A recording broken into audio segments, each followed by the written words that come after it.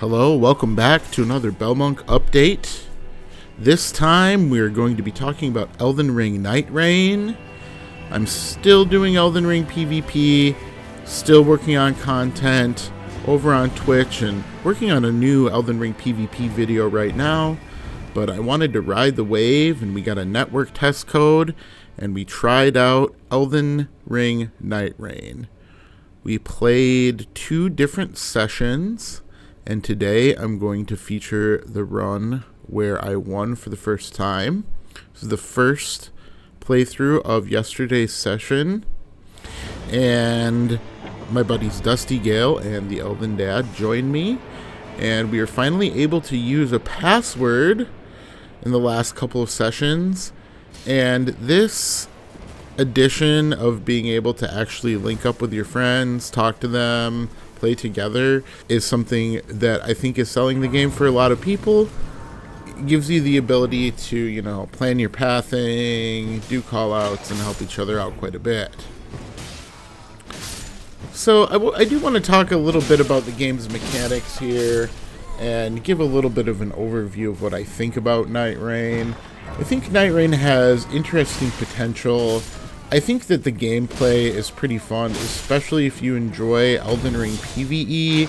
It's like a condensed speedrunning version of the way Elden Ring PvE feels. In fact, that might be a detriment because it is down to having, all of the enemies are the same and the environments look the same or similar. So if you enjoy the base game Elden Ring PvE experience, this is a good way to get that vibe playing with friends. So right there you see I'm using the Wilder character. Honestly, I was not using his special to traverse the level enough. That is something that you can use the Wilder for. And really, even though I did play the game quite a bit, I didn't watch a lot of content about it before playing, so I was kind of figuring things out as I went. But this was a good session because Dusty and Elden Dad had also played the game quite a bit, and so they had some good ideas about pathing, and we were able to play together and have a pretty effective strategy. So, as you notice there, I level up. That's the most important thing in the first couple of days of Nightreign, especially the first day. You want to spend your time killing enemies and going to level up as quick as you can. You start out rather squishy on most characters. Normal enemies can hurt you pretty badly, and deaths cause you to de-level and have to respawn away from your team, so you want to minimize those as much as possible.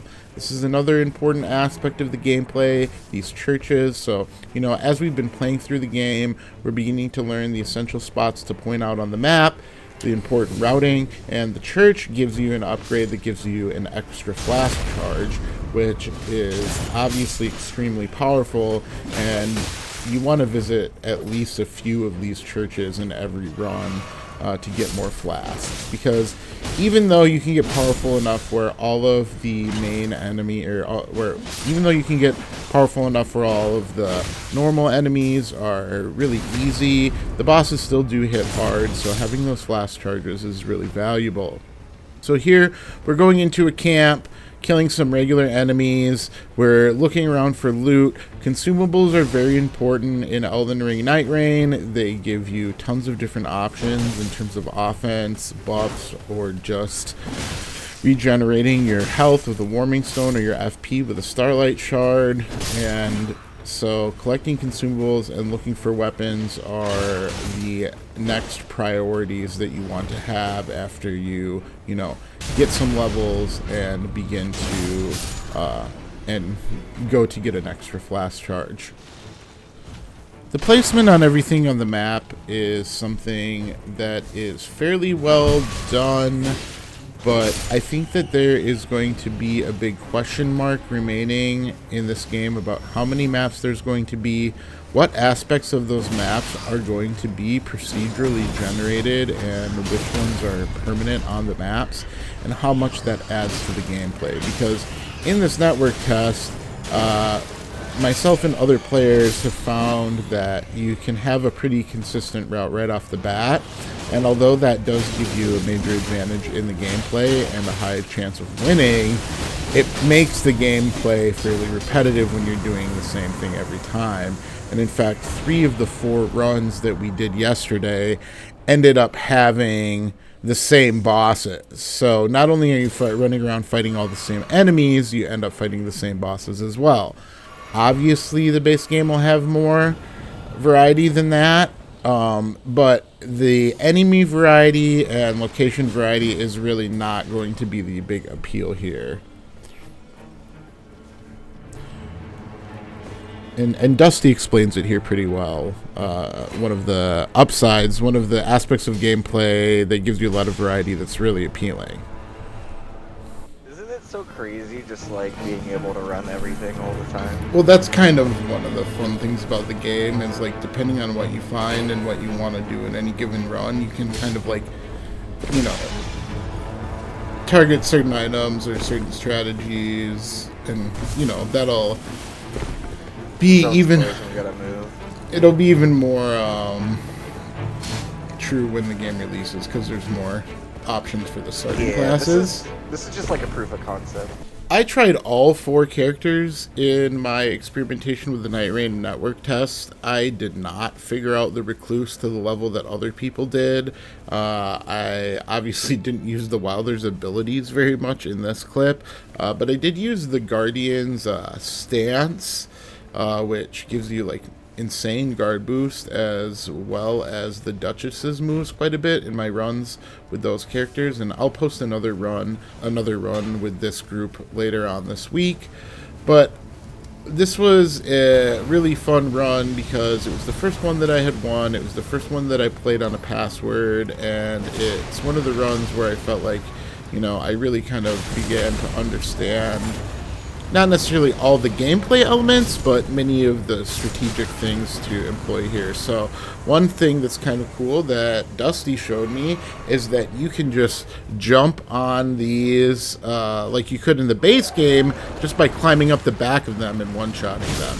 And so this is another thing about the gameplay loop of Nightreign.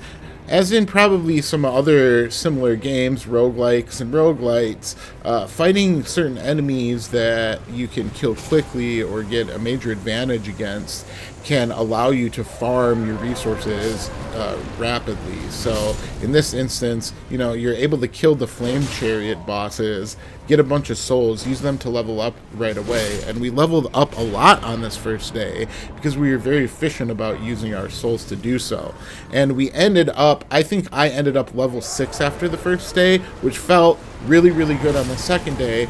We were then powerful enough to go and approach some of the mini bosses. So that's another slight thing about Nightreign. It's not a game where you can just run in and fight any enemy on the map. You have to be patient and decide when you're going to fight some of the larger bosses because they can be very intimidating when you're at lower levels. So, as some of you may know, Nightreign does not allow you to put stats into anything. It doesn't allow any unique build making in that way, but instead the way that you're making your character and your build throughout each run is by choosing what weapons, passives, spells, consumables, and other resources you choose to employ.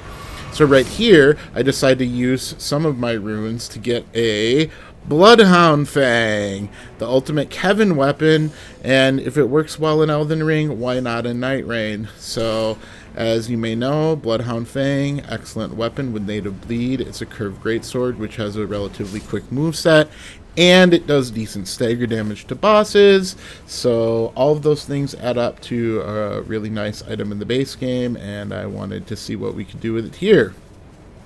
So we've got my Kevin build, the No Rope Wilder, and we're going to just continue to loot and get resources. This particular area, the area with the fire chariots, is a really good area to farm ruins because these guys constantly spawn, so you can just stand around and kill these for a while you're messing around at the merchant or the blacksmith table or the blacksmith anvil. And yeah, this first day was very well played by us. We really didn't get into any fights without helping each other.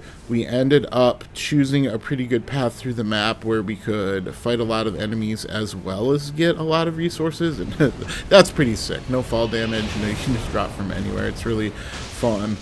The movement options that they added are great for this type of game, and unfortunately they had to send Torrent to the glue factory, so this is a good example of how this game works. In one of my other runs, I had tried to fight one of these hippopotamus by myself or maybe with one other player, and it was pretty tough. But when you gang up on them, it's actually comically easy if you have somewhat competent players. And that is kind of a theme of this game, and something that it kind of emphasizes from the Elden Ring base game is that Elden Ring is, in a way, very casual in its approach because of the amount of things that you can use to get an advantage over the PvE. All of those things that exist in the base game exist in this game. Bleed, overpowered magic, status effects, heavy attack builds that break poise. Then you combine the fact that every run is going to have 3 players in it, and if you have appropriate health to tank a little bit of damage, you can just spam bosses down, just like when you summon your buddies in the regular game. So that might be a balancing issue. People may want this game to be a little more difficult or challenging, and this is something that this game wears on its sleeve. It's not super hard to figure out. It's not hard to really kill enemies when you're in a group. You don't feel that threatened a lot of the time, and that is one of the major things that shows me that this game is very unique and very distinctive from Software's other titles. From Software as a studio is known for innovation, it's known for tightly conceived ideas, and it's known for really hoeing its own row. They've taken their ideas and refined them over the years, but they rarely release something that smacks of other studios' ideas. From Software may have a lot of repetition within its own game types, but it always attempts to innovate within those mainline entries, and it always shows a great deal of willingness to try things that other studios do not try, or to be cut from a different cloth than other games that are on the market. This is one of my major gripes with Nightreign, that although it is fun to have a newly packaged Elden Ring game, this game shows very little in terms of unique ideas or an innovative mindset. It's many of the good things from Elden Ring crammed together and pasted with other other ideas from other studios and other genres and developers, which is fine. It's an experiment of trying to make a new type of game with the game engine that they've developed in the past. But there's a question to me about this type of design in general from a studio like From Software. It seems like it is a step back.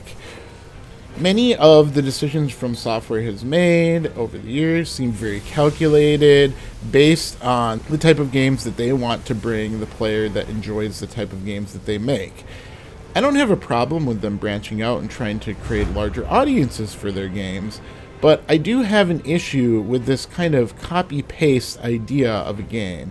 I mean, it's not impossible to implement a genre game in a new fashion very well. Just look at something like Marvel Rivals, which a lot of people consider to be a very direct clone of Overwatch. But to me, it's a bit alarming that something like this, that has been done very many times before, in very many ways, sometimes better by much smaller studios with fewer resources, is something that From Software is going for. And although I do have hopes that they're going to have a new IP or two soon that will bring us some new ideas, I am a little bit concerned that this shows a direction that the studio is taking that will be a bit problematic. In particular, the idea that they're going to make more low-effort games that are just copies of other studios' ideas without returning to their former innovative and forward-thinking designs and implementation. So this is the first boss that we fought on the day. This is the first boss of the first night. The Centipede Demon, a redesigned boss from Dark Souls 1, which is very, very cool. Although, keep in mind, I had fought this boss like 3 or 4 times before this. So, at a certain point, the novelty does begin to wear off. But we'll see how many bosses they have in the final game. So, I'm going to let some of our comms or some of my, my audio from the fight play here, and I'll get back to the post commentary after this battle.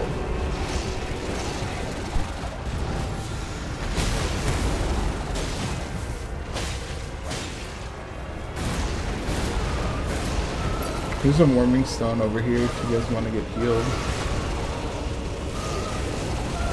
Oh, nice jump attack. Swooping in. The follow through. Let's go.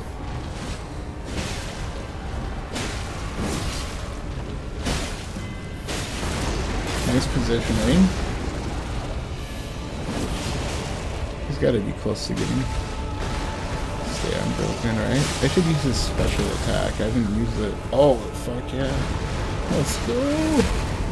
Got the crit. You can hit him while he's getting riposted.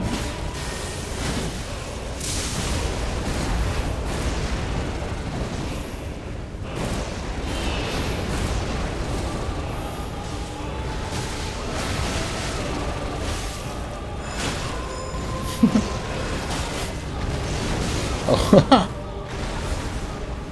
Okay.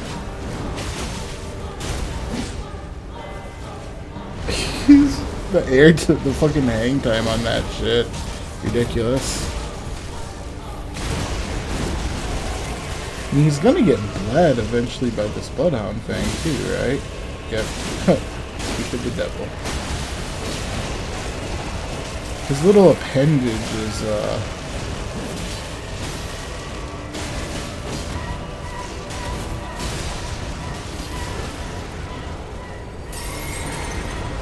gonna need my L2. Fuck yeah.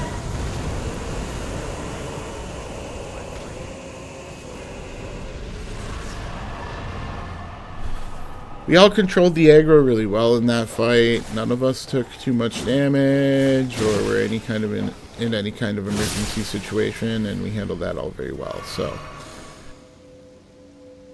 the usage of old versus new assets in Elden Ring Nightreign is the other major issue that I want to address in this video.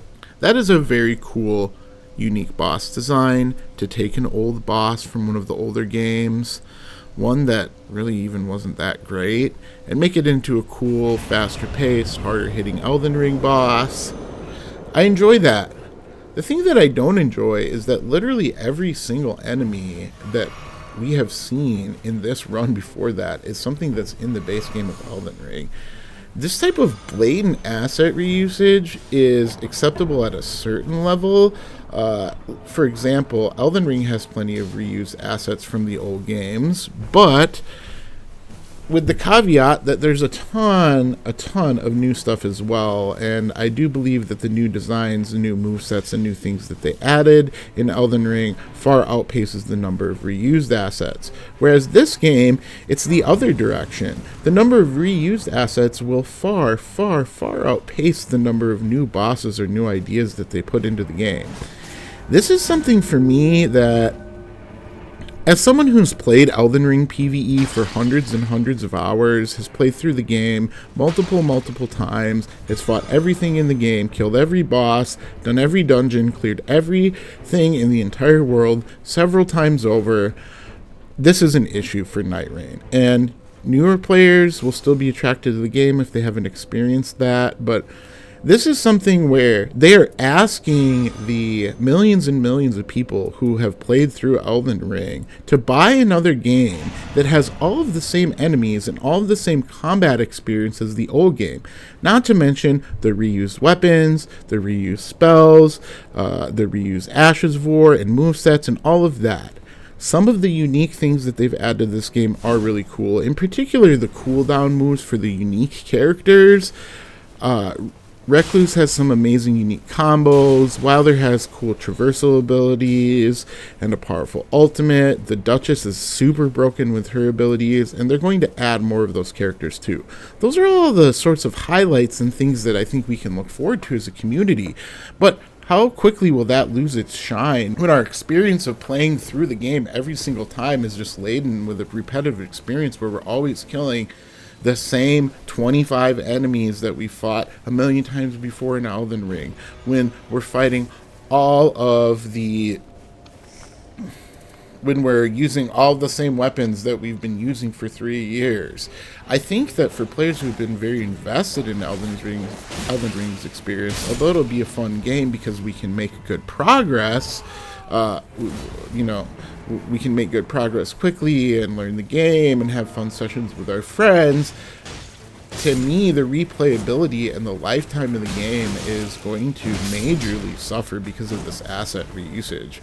Like, even right here, Mad Pumpkinhead, Soldier of Godric, I mean, this is stuff that you fight in Limgrave, and there's a dozen of these.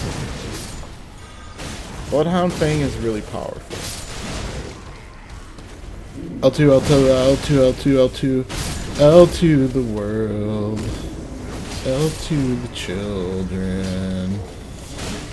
So now we're in the second day.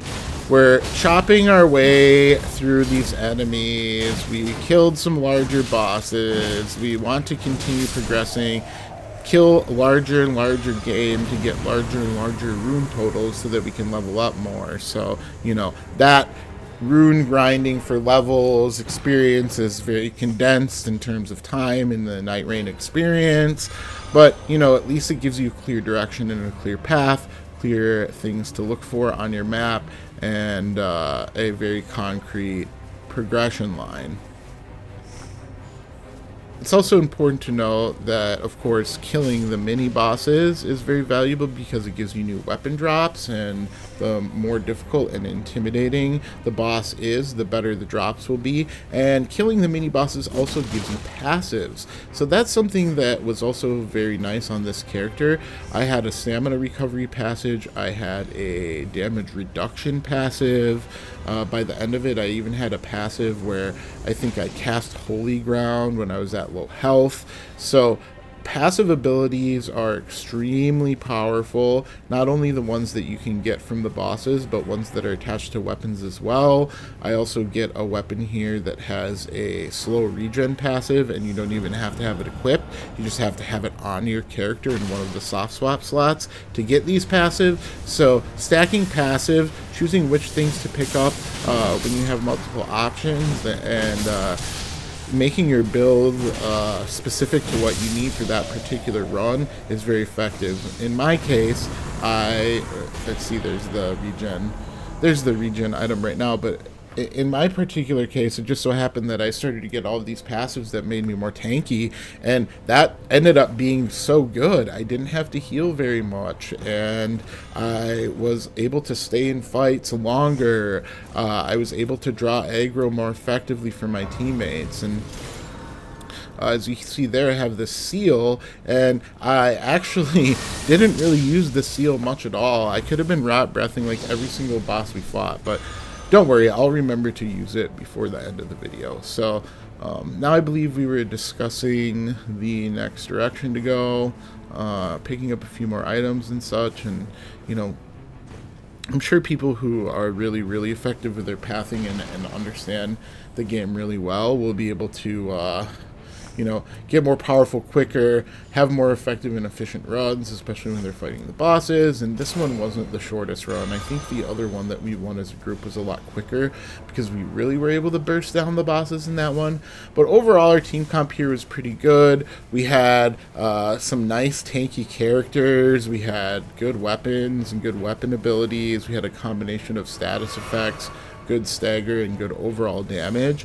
And as a team, we are doing a great job in this run, just taking our time to make sure that we don't miss anything. I believe we got 2 churches, so we have 2 flasks, 2 extra flasks, plenty of passives, and at this point I believe that we were all around like level 8 or 9, maybe approaching level 10, which seems to me to be a really good, healthy level to play the game at. When you're in the later part of day 2, it seemed to be enough health against the bosses, and I think we had enough tools in our kit to succeed. Okay, well, we already got that one, which, my mistake for not remembering that. Nightreign is overall a very fun experience, and I enjoyed that as someone who is familiar with Elden Ring, I could pick up the game and play it and learn it pretty quickly. I understood how it went. I knew what was going on in terms of the controls and the base mechanics. And then that added in with the little bit of extra flavor, some new mechanics, some new principles and strategies to figure out, and playing this kind of Souls-like gameplay within a roguelike or roguelite game type was very, very fascinating and fun. The pacing of it is quick, it's intense. You spawn in and you go for the entire portion of your run until you die. You have to be deliberate, you have to be focused, but at the same time there are several strategies that enable you to cheese things. As I demonstrated earlier, as you saw against that hippopotamus, 3v1ing a boss oftentimes will trivialize the game. So those are things that I don't think really will change when the full game comes out. There will be more maps and more variety of gameplay, but some of the base principles of the game, the difficulty, the types of cheese that they have, I mean, they may patch things, but bleed is always going to be good. I mean, they're gonna maybe patch the bleed buildup on weapons. Well, you'll still be able to get 3 people who have bleed weapons and still be able to get quick bleed procs, you know. Things like regen and all of the defensive buffs will never be bad. So there's ways to play this game that make it in some ways a bit trivial and easy. That doesn't mean that it's not worth playing, but as we all know, one of the reasons that we enjoy these games is because of their difficulty curve and the ability to, and the need to figure out the deeper complexities of the game engine and the nuances of the gameplay based through repeated attempt and difficult tries against tough bosses. In this game, it really feels like it's just a gear rush. Pick up the best thing that you can find something with bleed or other status effects, or get some broken buffs, mash up the enemies 3v1, run to the next boss, do the same thing, level up a couple times. I mean, that might be interesting and fun for a while, and I'm sure it's going to be a great time with my friends, but I am suspect about the replay value of this game, so we'll see what they do. Long term, who knows? I mean, maybe they'll actually support this game more than they've supported Elden Ring. There hasn't been a patch for Elden Ring PvP in like over almost 6 months now. And many people are speculating that there won't be another one, and there's no PvP included in this game. And for those of us who have gotten into and enjoyed Elden Ring's PvP, understand the amount of replay value having a PvP system gives a game like this. It's massive and cannot be overstated. How the PvP game loop hooks you in a way for many players that the PvE game loop does not. I'm not saying that they should have had PvP in this game. I kind of understand why they don't, because they want to market it to an increasingly more casual audience, and nothing that casuals hate more than being invaded and invaders. And I do think they will have another PvP game soon, but it just is to say that, you know, their level of patching on the base game has been a bit lacking in the past couple of years, and it's possible that when we have Nightreign out on the open market, that there's a repeat of that lack of support after a few months. So that's also something to be aware of. But you see here, I get another nice passive. Attack stance break more easily, so I get more poise damage from whatever weapon I'm using. And now we are slowly going towards the final boss of day 2. So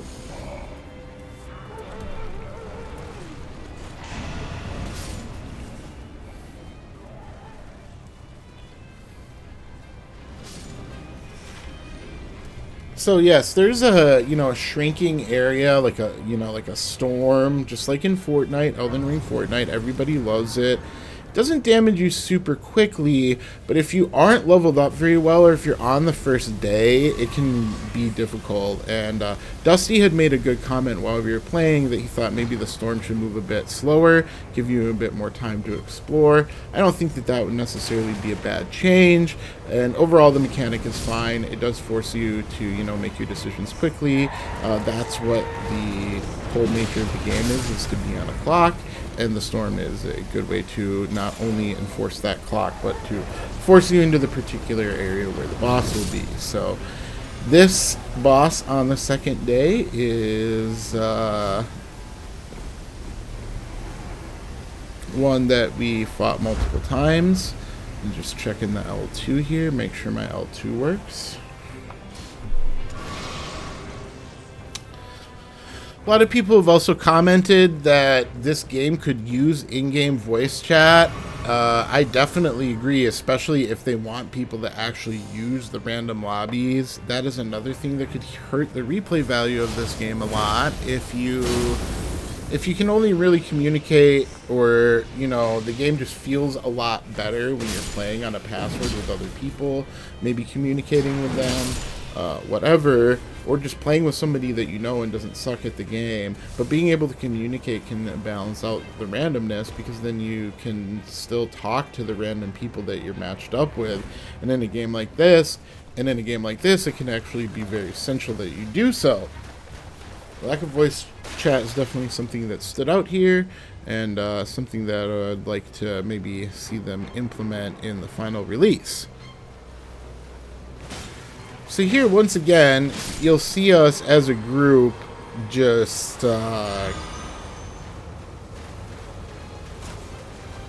completely destroy the first part of this boss fight, really. I mean, these guys have absolutely no chance against us, and we just...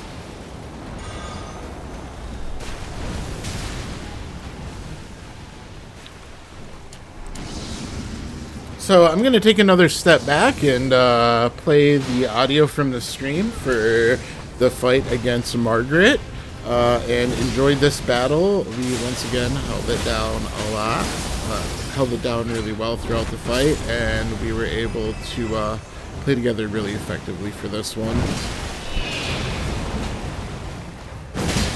Wow, we just ganked the shit out of those guys. Alright. Get him! Where is he? Okay.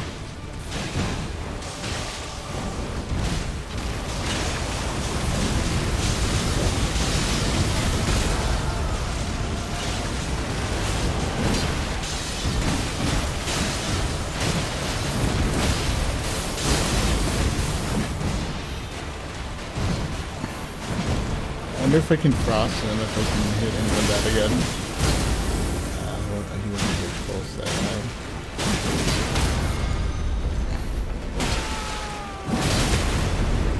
Nice, dude. Yeah, nice, good damage.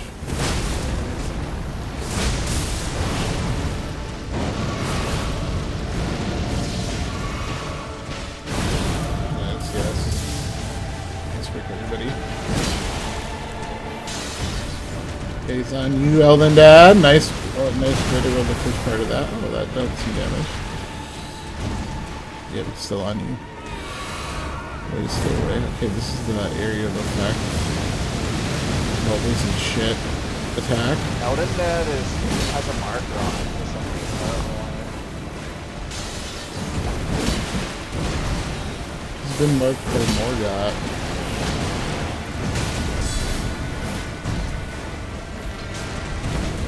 Eat fire pots. I guess we're He's on getting water. tunneled by Morgot, dude. Oh yeah. He's living though. Oh, I got the crit that time. Up your ass. Okay. Boom! Oh, roll away. Panic rolling. Okay. We good. Nobody get. Oh, that was the wrong button. Great. I used to do it for no reason. I did it again. Amazing. Oh, hopefully he doesn't deal any damage to me now.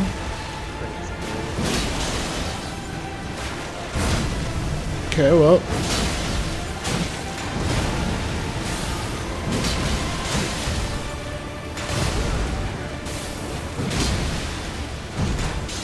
gotta be close to getting stance broken soon.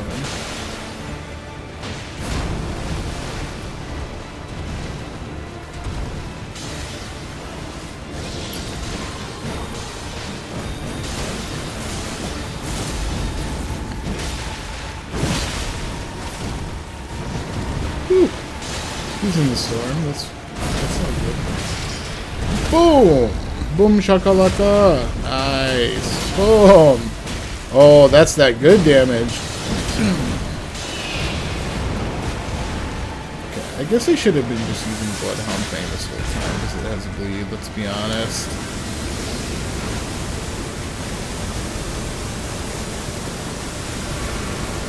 Got no more heals.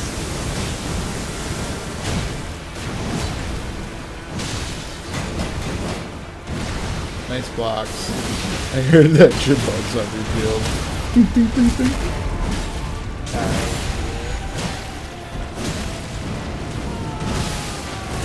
He bled. He fucking jumped outside in the storm. Fuck you. Oh, he died in the air. That was pretty sick. Okay, let's go. Going to day 3. First time on day 3 for me.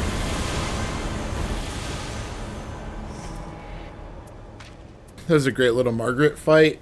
We held it together as a team. We helped draw aggro when the other people were in trouble. Elden Dad stayed alive when he had the aggro for like 3 minutes total. For like 3 minutes straight. And yeah, it was just a really nice little fight. But as I said in the middle of the fight, I should have just been using Bloodhound Fang. It would have resulted in such a faster fight because the resistances don't seem very good on the enemies, and truthfully, it seems to be just the A1 meta strat is to use bleed. And I'll show that off a little bit more in my next video. But for now, we got transported to day 3. And day 3 is just the super hard boss. So challenging, so difficult. But you do have a Grace and you do have a Merchant here, so you get to use your souls from the other fight. So yeah, we got up to level 10 for the final day, which seems okay. I mean, you can get higher level than that, of course, if you're more effective with your farming or if you get rune boosting passives. But yeah, I decided to use some of my money here to buy some good consumables. And if you know anything about uplifting aromatic and the base game, it's very, very good in PvE and PvP. You can buff your whole team with it. It gives you a bubble to tank something, and it gives you quite an impressive buff. So if you were wondering, would I remember to use my Rot Breath after all of this time? And the answer to that question is yes, absolutely I do. So don't you worry about that. That'll be a interesting part of this upcoming fight. And the last thing I want to say here is to just fill you in on something that Dusty mentioned to me at the beginning of our run, which is that sometimes Elden Ring Nightreign feels like a mobile game. Sometimes Elden Ring feels like a mod. And in reality, that's kind of what it is. It's an in-studio mod of Elden Ring that From Software made, adding a few new moves, adding a few new mechanics, adding some movement capabilities, but all in all, stacking these reused assets on top of each other and, you know, regurgitating this content to us after 3 years. Will the final game give us enough variety to be compelling? Will it give us enough difficulty to give us the feeling of challenge and overcoming that challenge that all of From Software's previous titles have given us to some degree or another? Although arguably maybe Elden Ring had the least of that. But yeah.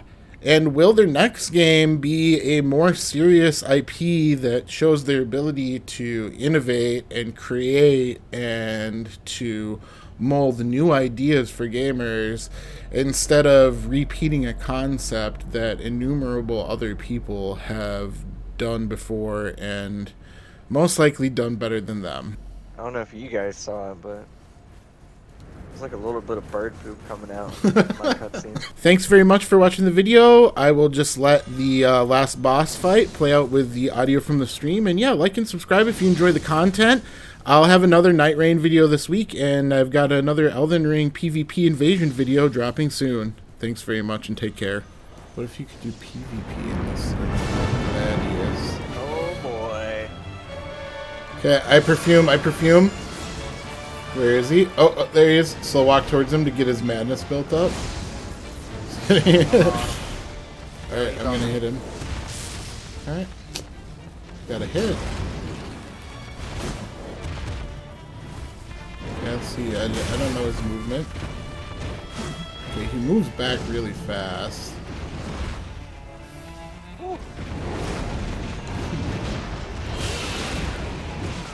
Okay, that hit my bubble.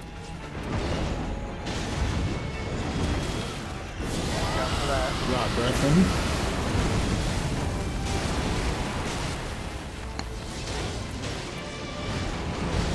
He's rotted. Let's go. Oh my god, that almost killed me, brother! Wow. Okay, that's real damage right there. It's that real spicy damage. Finally got a hit on him. Okay, good thing I rolled. I know, his move. Yeah, he has a ton of movement. Nice move.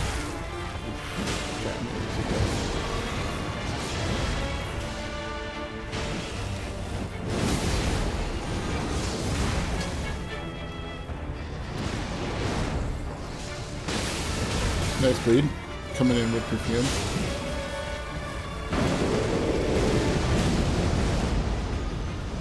Okay, that was interesting.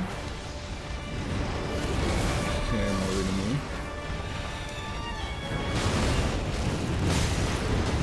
Oh, that did hit me. Okay.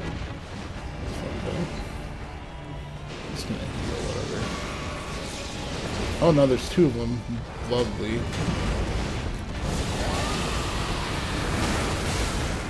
Oh, I don't think I got the rock. Okay. It splits up into 3. Very cool. Ah, this one's right next to me. Fuck. Wow. It fucking combos. I'm actually getting hit a lot in this phase. I think that phase is over. Uh-oh. I blocked it. Beautiful. Way to go, Birdman.